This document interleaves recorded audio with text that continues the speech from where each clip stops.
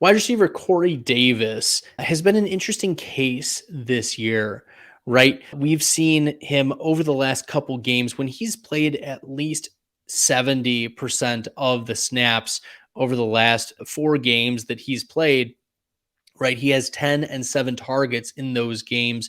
But in this most recent game against Jacksonville, he played 97% of snaps, commanded 7 targets, only 14 receiving yards for 2 receptions. Probably due to Zach Wilson being the PFF's worst graded passer among qualified quarterbacks, and then also Chris Streveler not being able to throw the ball in bad weather.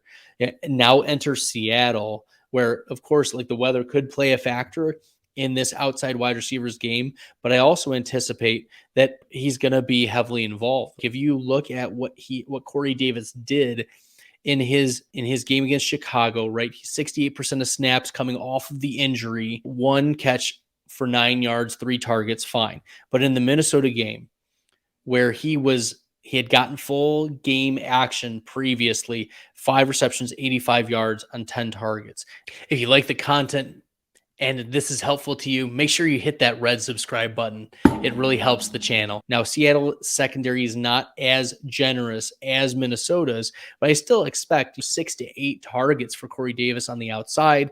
Once again, this is a shootout possibility, so I'm interested in getting Corey Davis as a deep league consideration, not someone that I'm ranking as a top 36 wide receiver, but he has upside to get into that top 24, top 30 wide receiver. So if you're hoping for someone to hit, Corey Davis has the talent, and he most likely has the opportunity against a Seattle defense that the Jets are hoping to take advantage of in Seattle.